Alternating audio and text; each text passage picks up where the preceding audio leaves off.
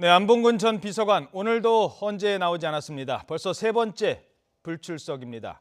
계속해서 자취를 감추고 있는 안 전 비서관의 속내는 무엇일까요? 지금부터 손정혜 변호사 그리고 YTN 추은호 해설위원과 관련 이슈 살펴보도록 하겠습니다. 안녕하십니까? 예, 안녕하세요. 왜 안 나왔을까요? 벌써 세 번째인데 오늘은 또 나온다고 했다가 갑자기 마음을 바꿨잖아요. 일단 첫 번째로는 심경의 변화가 가장 컸을 텐데 심경의 변화를 가져온 가장 결정적인 이유는 내가 나가서 여러 가지 송곳 질문이 들어올 가능성, 특히 국회 소추위원단에서 여러 가지 질문이 있지 않겠습니까? 그리고 그 질문 중에는 세월호 당일의 질문이 굉장히 핵심적으로 등장을 할 겁니다. 그 부분에 대해서 내가 어떤 진술을 해야 될지, 내가 진실을 밝혔을 때 박근혜 대통령한테 부담이나 불리하게 작용할 여지도 있고 만약에 그런 사유들이 있다고 한다면 허위 진술을 했을 때는 또 내가 위증의 문제도 있을 것이고 이렇게 막중한 탄핵 심판에 참석을 해서 내 말 한마디가 굉장히 많은 파급 효과를 가져올 수 있는 중대한 기일이기 때문에 여러 가지 부담감을 많이 느꼈을 거라고 생각하고요. 일말의 책임감은 있었을 겁니다. 그래도 헌재는 한 번은 나가야 되지 않을까. 그런데 그럼에도 불구하고 내 그런 부담감들이 오히려 불출석해서 내가 오늘 나오지 않으면 증인 철회되니까 그렇게 마무리하는 게 나한테 합리적이라고 생각을 한 걸로 보입니다. 네, 지금 안봉근 비서관이 이번 사건의 거의 핵심을 쥐고 있는 사람이에요. 그러니까 지금 국정홍보비서관 하지만 그 전에 제2부속실이었잖아요. 제2부속실 담당 비서관이고 그 밑에 부하 직원이 윤전추, 이영선입니다. 한 사람은 옷짐부름해줬고 한 사람은 청와대 몰래 드나드는 사람들 운전해줬고 그런 인물이기 때문에 본인도 특검 수사로부터 자유롭지 않거든요. 특검이 지금 시간이 없어서 지금 수사를 제대로 안 하고 있을 뿐이지 아마 그런 부분도 좀 고려를 해야 될 시점인 것 같아요. 사실 정우성 비서관이 구속되어 있지 않습니까? 문건 유출, 공무상 비밀 누설 혐의로. 사실 그런데 돌이켜보면 안봉근 전 비서관도 그 최순실과 같이 회의를 하고 그 자리에 수많은 문건들이 등장을 하고 이런 부분이 있다고 한다면 향후에 특검이나 검찰에서 그 문서 유출 혐의만으로도 굉장히 혐의점을 찾고 조사할 가능성이 매우 높은 것이고요. 그리고 죄송합니다. 세월호 7시간 행적 지금 저희들이 자막에 나와서 이거 하나만 덧붙일게요. 얼마 전에 윤전추가 나왔잖아요. 헌재. 그때 세월호 당일날 갑자기 안봉근 비서관이 관저로 후다닥 들어오더니 대통령을 만났다. 그 유일한 증언이 나온 사람이잖아요. 그 유일하게 박 대통령을 직접 대면한 거 아니냐 이런 얘기가 나올 수 있을 정도로 직접 대면했을 때의 시각, 그 당시에 박근혜 대통령이 어떤 행색의 모습, 그때 한 지시, 왜 직접 보고를 하지 못했는지 여부, 그리고 지금 박근혜 대통령 측에서 시간별로 헌법재판소에 제출한 그 당일 행적이 있는데 많이 부족하다고 했죠. 헌법재판소에서. 그런 헌법재판소에서 이걸 알만한 안봉근 비서관한테 직접 신문할 가능성이 있습니다. 그때 박근혜 대통령이 뭘 했었는지 직접 본 사실에 대해서 밝혀라. 그런 여러 가지 날카로운 질문에 대해서 상당히 부담을 느꼈을 가능성이 있습니다. 참고로 안봉근 전 비서관이 어떤 사람이냐를 좀 말씀을 드리면요. 박근혜 대통령이 지난 1998년에 달성군 보궐선거로 국회의원 정치 시작하지 않았습니까? 그렇죠. 그때 처음으로 운전기사 역할을 하면서 박 대통령이 그 당시에 달성이라는 지역에 좀 익숙하지 않은데 곳곳을 소개시켜준 사람입니다. 그전에는 김석원 당시에 의원의 그 수행 비서 겸 운전기사 역할을 했었는데 그때부터 1998년부터 운전기사 겸 수행비서로 인연을 맺어왔기 때문에 18년 동안이죠. 무려 18년 동안 대통령을 지근거리에서 보좌한 사람입니다. 그래서 누구보다 대통령 행적을 알고 있죠. 대통령이 이렇게 움직일 때 핸드백이라든가 아니면은 이렇게 전화기를 맡길 수 있는 사람이 그 안봉근 전 비서관이다. 그래서 이 정부 처음 들어와서 대통령의 그 사적인 업무를 담당하는 제2부속실장을 지낸 적이 있었고 아무래도 세월호 7시간 그 당일날 2014년 4월 16일에도 제2부속실장으로 관저에서 근무를 했기 때문에 누구보다도 행적을 잘 알고 있는 인물이라 이렇게 말씀드릴 수 있습니다. 그렇죠. 그러니까 대통령이 휴대전화 요거 좀 전화기 좀 갖고 계세요. 아니면 제 핸드백 좀 잠깐 갖고 계세요라고 얘기할 수 있는 사람이 그 말이 아주 와닿는 것 같습니다. 자, 오늘 헌재 이 불출석한 안봉근 전 비서관 지난해 11월 검찰 출석 당시엔 몰래 출석으로 빈축을 사게 됐습니다. 그때 내용과 오늘 얘기까지 장민정 앵커가 간단히 정리를 했습니다. 청와대 문고리 권력으로 통하는 3인방 가운데 한 명이죠. 안봉근 전 비서관이 오늘 헌재 탄핵 심판 증언대에 서기로 했는데 또 안 나왔습니다. 오랫동안 꼭꼭 숨어있다 돌연 나온다기에 취재진도 추운 날씨에 떨면서 기다렸는데 말이죠. 기억하실지 모르겠습니다. 안봉근 전 비서관 하면 지난해 검찰 조사 때도 몰래 출석으로 빈축을 샀었습니다. 출석 예정 시간보다 30분이나 일찍 나왔던 겁니다. 시간적 여유가 있었기에 긴장의 끈을 놓고 있었던 취재진. 그 틈을 타 마치 검찰 직원인 것처럼 슬그머니 청사 안으로 들어가 버렸습니다. 덕분에 취재 라인은 무너지고 한바탕 대혼란이 벌어졌습니다. 하지만 이날이 마지막이었습니다. 이후 안봉근 전 비서관은 잠적해버렸습니다. 국회 청문회에도 헌재 탄핵 심판에도 끝내 모습을 드러내지 않았습니다. 국회 국조특위 청문회 증인으로 채택됐지만 사춘기를 겪는 딸에게 나쁜 영향을 미칠 수 있고 사생활 침해가 예상된다는 사유서를 내고 출석하지 않았고요. 헌법재판소의 부름도 있었지만 잠적한 탓에 출석 요구서조차 전달하지 못했고 경찰 역시 소재 파악에 실패했습니다. 결국 누리꾼들이 문고리를 찾습니다라는 전단까지 만들기에 이르렀습니다. 미국의 대통령을 모신 그런 비서관으로서 적절한 행동이었냐 이 점에 대해서는 아마 국민 여러분들께서 판단을 잘 하시리라 이렇게 믿고 있고, 안봉근 전 비서관 청문회건 탄핵 심판이건 피해 다니다 보니 결국 시간에 쫓기는 특검에는 수사 우선순위가 밀렸고 헌재에선 증인 채택이 취소됐습니다. 사실상 우리가 안 전 비서관의 얘기를 들을 수는 없게 된 것 같습니다. 네, 요즘 뭐 법꾸라지 하는데 또 무슨 꾸라지 생각이 납니다. 계속 피해 다니고 있어요. 하나만 더 짚고 넘어가죠. 헌재가 그래서 세 번이나 불렀는데 안 나오려면 나오지 마시오. 증인 철회했잖아요. 이게 헌재 심판에 어떤 영향을 미칠까요? 뭐 큰 영향은 미치지 않는다고 보입니다. 그러니까 헌재가 철회했다는 의미 그 자체가 이 사람이 진술이 없어도 우리는 탄핵 그 심판 결정을 하는데 큰 무리가 없기 때문에 철회를 한 겁니다. 반드시 필요한 사람이라고 한다면 어떤 수단과 방법을 가리지 않고 출석해서 진술을 받으려고 했을 것인데 3번이나 출석의 기회를 줬는데 출석하지 않았고 특히 이 증인을 신청한 측이 박근혜 대통령 측이거든요. 그럼 박근혜 대통령의 무기로서 신청한 증인이 3번이나 기회를 줬음에도 불구하고 입장을 표명하지 않고 안 나온다라고 했을 때는 박근혜 대통령 측에 오히려 불리하게 작용할 수 있을 뿐이고 지금 드러난 사실관계와 증거만으로도 헌재는 결정할 수 있다. 이렇게 보시면 될 것 같습니다. 알겠습니다. 자, 오늘 헌재에서 또 하나 관심을 끄는 거는 이 안봉근 비서관의 출석 여부와 함께 바로 고영태 녹취 파일이었습니다. 이게 증인으로 채택이 됐는데 증거로 채택이 됐는데 29개, 2,000개나 되는데 그중에 29개가 채택이 됐습니다. 그 내용 저희들이 잠깐 정리를 했습니다. 최근에 계속 나오고 있는데요. 자, 이런 내용이 있습니다. 우리가 다 장악하는 거지. 이제 이 대통령 측에서 주목하는 부분이 바로 이제 이런 부분입니다. 고영태가 사무총장 자리에 딴 사람 앉혀놓고 거긴 그러니까 미르재단은 K스포츠 재단은 우리가 장악하는 거지라고 나와 있고요. 그리고 또 하나 보면은 요거는 뭐 누구한테 유리한 건지 잘 모르겠습니다만 최순실이 믿는 사람은 대통령과 나밖에 없다 이런 얘기를 했습니다. 그런데 여기 김수현 씨 측근의 말이 하나 들어가 있는데 영태형이 그러니까 고영태 씨가 최순실을 감정적으로 컨트롤을 한다고 하면 우리는 업무적으로 일을 하겠다. 자, 이제 이런 거거든요. 그러니까 한마디로 이번 사태의 본질은 대통령 측 입장입니다. 이번 사태의 본질은 그 질문을 드려야 되겠네요.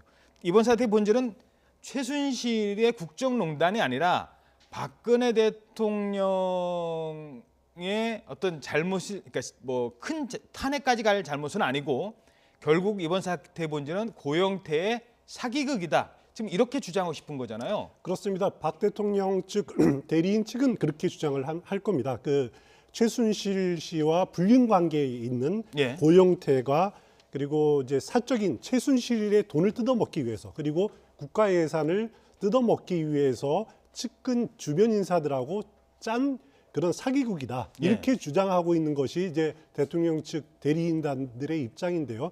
오늘 29개 그 녹취록이 채택된 것은 그 국회 측에서 요구한 겁니다. 예. 그런데 지금 대통령 측에서는 계속 녹음 파일을 좀 전체적으로 검토를 하고 있기 때문에 추가로 더 증거를 신청할 가능성도 충분히 있어 보이고요. 여기에 나아가서 이런 것들을 한번 들어보자.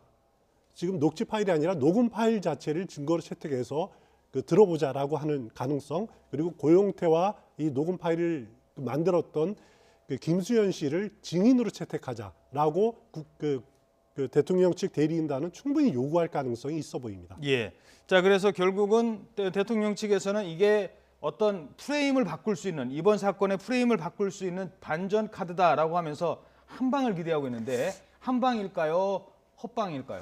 헛방일 가능성이 있죠. 만약에 이게 한 방이 되려면 이런 내용이 녹취록에 담겨 있어야 됩니다. 이 K스포츠 미르재단을 모두 최순실이 한 것처럼 뒤집어 쓰여 그 사람들이 한 거 조작한 걸로 해. 이런 식의 어떤 대화 내용이 나오면 K스포츠와 미르재단의 어떤 실질적인 장악력을 갖고 있는 게 최순실이 아니라 고영택 측 사람이었다. 그럼에도 불구하고 최순실과 이거를 박근혜 대통령한테 다 뒤집어 씌우자. 이런 취지로 나와야 되는데 전체적인 흐름은 이미 최순실이 장악한 이 K스포츠 미르재단을 우리가 비밀리에 이런 모의를 통해서 우리가 장악하는 걸로 해보자라는 취지가 담겨 있거든요. 예. 그렇다고 한다면 이 녹취 파일은 고영태 개인에게는 불리할 겁니다. 다만 박근혜 대통령과 최순실한테는 유리한 게 아니라 같이 불리해지는 정황적 증거로 활용할 가능성이 많지, 이 모든 사태가 K스포츠를 장악한 것이 고영태고 이 사람들이 뭔가 불법적인 행동을 하려다가 안 돼서 최순실한테 미루는 것처럼 그런 해석은 좀 어려운 상황이 아닌가 싶습니다. 예. 자, 한 사람 얘기를 여기서 더 듣고 가죠. 고영태 씨 얘기 지금 하고 있습니다만 어제 자유한국당의 김진태 의원이 기자회견을 열었습니다. 이러면서 고영태 씨를 구속해야 한다라고 주장했는데 그 내용 먼저 들어보시죠. 사기, 공갈 등 7가지 죄목을 가지고 있는 고영태를 구속 수사해야 합니다. 그동안 최서원이 국정농단을 했다고 지금 여기까지 왔는데 과연 정말 국정농단을 했던 주범이 고영태 일당의 이 공갈 사기 행위일지도 모른다. 지금 이렇게 이 판이 바뀌고 있습니다. 그동안에 이제 태극기 집회가 뭐 많이 사람들이 좀 늘고 있고, 한동안은 뭐 태블릿 PC가 누구 거네 뭐 이렇게 얘기하다가 이제는 고영태 파일이 나오면서 계속 뭔가 반전을 시도하려고 하는 것 같은데, 그렇습니다. 이게 어떤 자신감을 얻기 시작하는 걸까요? 어떻게 보세요? 어제 보니까 단순하게 김진태 의원뿐만 아니라 김문수 전 지사, 전 의원도 같은 논리를 펴는 기자회견을 열었습니다. 예. 어떻게 보면 새누리당 내에서 이런 의견을 주장하는 사람들이 굉장히 많아지고 있다는 거죠. 이걸 통해서, 이런 주장을 통해서 보수층의 결집을 시도하겠다라는 것이 1차적인 목표인 것 같고요. 예. 그리고 헌법재판소의 이 탄핵 심리 과정이 반드시 우리가 수세인 것은 아니다. 그래서 막판에 역전극을 노릴 수 있다라고 하면서 이렇게 힘을 모으려는 그런 의도가 다분히 담겨 있다라고 생각이 됩니다. 예. 어떻게 볼까요? 여론몰이를 이제 하기 시작을 하는데 한쪽에서는 뭐 반성한다고 하더니 또 이번엔 여론몰이에 들어가고, 그 변호사시니까 7개 제목을 김진태 의원이 얘기했잖아요. 그 핵심이 뭡니까? 뭐가 죄가 있다는 거? 김진태 의원도 검사 출신입니다. 법을 그렇죠. 잘 알고 있는데 문제는 사기나 공갈은 실행에 착수해야지 이것이 사기 미수든 공갈 미수든 처벌할 수 있거든요. 실제로 그 고영태가 최순실에 대해 협박해가지고 뭔가 돈을 요구한 정황이 나와야 됩니다. 근데 그런 정황은 없고, 이런 사기 공갈이라는 것은 주변 사람들을 이렇게 매수하거나 진술을 회유해가지고 뭔가 불리한 진술, 말하자면 위증이나 무고의 혐의를 지금 가장 중요하게 보고 있는 것으로 보이는데, 만약에 고영태가 위증을 했거나 수사기관에서 잘못 고소를 하거나 잘못 진술한 혐의점이 있다고 한다면 특검에서 그 부분을 반드시 들여다봤을 겁니다. 고영태가 진실로 얘기하는지 허위로 얘기하는지.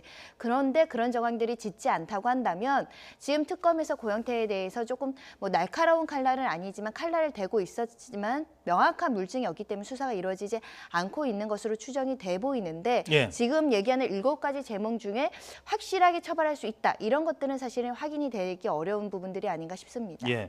그러면서 뭐 국민 검증을 하자라는 얘기도 김진태 의원이 하고 있는데, 이게 오늘 이제 29개 파일이 녹취가 이제 증거로 채택이 됐지만 전체로는 2,000개나 되고요. 그렇습니다. 여기에 29개는 이 대통령 측에서 우리한테 그러니까 고영태한테 불리한 거야라고 얘기를 하는데 실제로는 더 들여다보면 여기에는 뭐 대통령은 최순실 없으면 아무 일도 못해 이런 고영태 녹취 파일도 있는 거거든요. 유리분리는 좀 생각해봐야 될 것 같아요. 그렇습니다. 그래서 오늘 채택된 것은 국회 측이 요청한 그런 녹취록입니다. 예. 그런데 이제 그 대통령 측에서도 지금 검토를 다 녹음 파일을 녹취록을 2천여 개를 다 작성을 하고 있다고 이렇게 알려져 있는데 그 중에서 이제 자신들한테 유리한 것을 추가로 더 증거로 신청할 가능성이 충분히 있어 보이는데 어느 쪽으로 갈지 어느 쪽이 유리할지는 모르겠지만은 이것이 자칫 그 탄핵 심리를 지연시키는 요인으로 작용할 가능성이 상당히 커 보입니다. 예, 고영태 파일이 갖고 있는 의미는 두 가지입니다. 하나는 바로 대통령 측에서 이른바 시간 끌기의 하나라는 거죠. 대통령 출석 언제 할지 지금 뭐 헌재 출석 언제 할지 23일까지 알려주세요 했더니 지금 그거 결정할 때가 아니라요. 이 녹취 파일부터 들어봅시다라고 하는 게 얘기고요. 또 청와대 압수수색을 놓고도 지금 얘기가 나오고 있는데 이게 안 되면 압수수색도 사실 어려워지는 상황이 될 수도 있습니다. 연결이 된다면. 자, 그리고 또 하나 지금 짚어볼 거는 바로 정치권 소식인데요. 김진태 의원 얘기도 해봤습니다만 정치권 소식 좀 짚어보도록 하죠. 어제 김진태 의원이 왜 촛불이 바람 불면 꺼진다고 하니까 나중에 그 촛불이 횃불됐잖아요. 그렇습니다. 횃불이 어제 등장을 하더라고요. 지금 뒤에 나오네요. 우리 위원님 뒤에. 지금 자유한국당이죠. 당명도 새누리당에서 자유한국당으로 바꿨는데 그 당 심벌을 횃불로 만들었습니다. 그 횃불이라는 것이 어떻게 보면은 과거에 자유총연맹에서 쓴 지금은 쓰고 있지 않습니다. 예. 그 로고와 비슷하다. 아하. 거의 비슷한 부분들이 많죠. 그리고 어떻게 보면 이름도 자유란 말, 한국이란 말 다 들어가 있지 않습니까? 예. 그래서 이것을 좀 딴 것이 아니냐, 급조한 것이 아니냐라는 그런 그 오른쪽은요 논란도 있고요. 북한의 주체 사상탑입니다. 그 주체 그렇습니다. 사상탑 맨 위에 있는 횃불과도 비슷해서 또 이게 논란이 되고 있었고요. 북한에 있는 게 봉화탑입니다. 이게 예. 정확하게 양강도에 있는 봉화탑, 예. 김일성의 보천보 전투를 승리를 기념하기 위해서 만든 것이고 또 평양에도 김일성 지난 1982년으로 기억하는데 김일성 생일 70주년을 맞아서 김정일이 만든 것이 주체 사상탑입니다. 여기에도 또 횃불이 등장하는데 예. 이것을 또 카피한 것 아니냐라는 그런 비난이 있고 일각에서는 임명진 비대위원장을 겨냥을 해서 임명진 위원장이 어떻게 보면은 좀 사상에 좀 문제가 있는 것 아니냐 그렇게 지금 주장하고 있는 그 극우 인사들도 있습니다. 예, 심지어는 박사모에서도 횃불 로고를 비난하고 나섰거든요. 그러니까 양측에서 지금 다 근데 지금 어제 공개한 로고를 가지고 저희들이 딴지를 걸 생각은 없는데요. 당명은 정치권에서도 놀라야 될 것 같아요. 줄이면 자유한국당을 줄이면 자유당이냐 한국당이냐라고 하는데 대한민국 국호를 당명으로 쓰는 정당은 아직까지 없었거든요. 미국당이란 말 없지 않습니까? 일본당이란 그렇습니다. 말 없고. 그래서 우상호 원내대표가 오늘 한마디 했죠. 예, 우상호 원내대표가 보통 당명을 약칭으로 쓰지 않습니까? 예. 그래서 우상호 원내대표는 자유당으로 하겠다라고 아하. 했습니다. 자유당 하면은 이승만의 자유당. 이승만 독재 정권을 생각하게 만드는 건데 물론 자유한국당은 약칭으로 한국당을 쓰기를 원할 겁니다. 그렇지만 어느 정도 야당은 계속 자유당으로 하면은 그게 또 재미있는 논란거리가 될 것 같습니다. 알겠습니다. 자, 한 사람만 더 짚어보죠. 15시간 조사받고 들어간 이재용 삼성전자 부회장입니다. 조사받고요. 집으로 안 갔답니다. 바로 서초동 집무실로 갔대요. 그래서 다시 이제 모여서 이제 대응책을 논의한다는데 요즘 이렇게 질문드리죠. 구속영장 기각됐잖아요. 나는 이제 살았다라고 생각을 했는데 갑자기 또 불렀어요. 그러면 이번에 왜 불렀지? 라고 했더니 지금 공정위, 좀 어려운 얘기입니다. 공정위 얘기가 나오고 있고 블라디미르인가요? 말이 새로운 3억인지 얼마짜리 말이 나오고 있어요. 그 두 가지에 대해서 어제 집중적으로 조사했을 것 같죠? 그리고 또 하나의 정황이 밝혀지고 있는 게 순환출자 고리를 좀 해소하는데 특혜를 받은 거 아니냐 이런 정황까지 이제 보태지면서 우리가 영장 재청구의 기각 사유들이 있습니다. 그 부분을 특검이 하나하나 채워가려는 노력을 지금까지 하고 있는 것으로 보입니다. 그래서 그 부분에 대해서 봉황이 됐다고 한다면 재청구에 어떤 자신감을 가질 여지가 남아 있을 것이고요. 그런 함축적인 의미가 있기 때문에 이재용 부회장도 나가면서 이거 다시 재청구하겠다는 시그널 아니겠느냐라고 해서 굉장히 무거운 표정으로 갔을 거고 지금 강도 높게 어떻게 이걸 대책을 세워야 될지 또 새로운 추가적인 질문이 있었을 겁니다. 예. 새로운 사실관계, 특히 압수수색 강정, 공정위와 금융위에서 새로 발견된 여러 가지 물증적인 자료가 있거든요. 이 부분에 대해서 추가적인 특혜, 추가적인 뇌물의 고리 이런 것들이 발견됐다고 한다면 심각한 위기의식을 갖고 있을 수 있고요. 현재 그때 기각사유로 얘기했던 박근혜 대통령 진술조사는 하려고 했는데 못했죠. 그 부분은 법원이 고려를 할 겁니다. 최순실은 조사에서 묵비권을 행사하긴 했지만 진술 절차는 했습니다. 그러면 소명할 수 있는 자료만 있으면 예전에 기각 사유로 거론됐던 것들이 어느 정도 보완이 됐다라고 볼 여지가 있기 때문에 지금 삼성과 특검은 어떻게 보면 마지막 진검승부 다리에 와 있다고 생각이 됩니다. 예. 자, 정말 진검승부인 것 같습니다. 이번에 영장 재청구한다면 자, 2번 청구했는데 2번 다 기각됐다. 특검은 정말 설 자리를 일어설 겁니다. 근데 만약에 영장이 집행이 됐다, 구속이 된다. 삼성의 사실상 1인자는 당분간 구치소에 있어야 되는 상황이 벌어질 것 같습니다. 아마 내일쯤 결정이 날 것 같다 갑니다. 영장을 다시 청구할지 여부에 대해서는. 지금까지 손정혜 변호사, 주은호 YTN 해설위원이었습니다. 두 분 고맙습니다.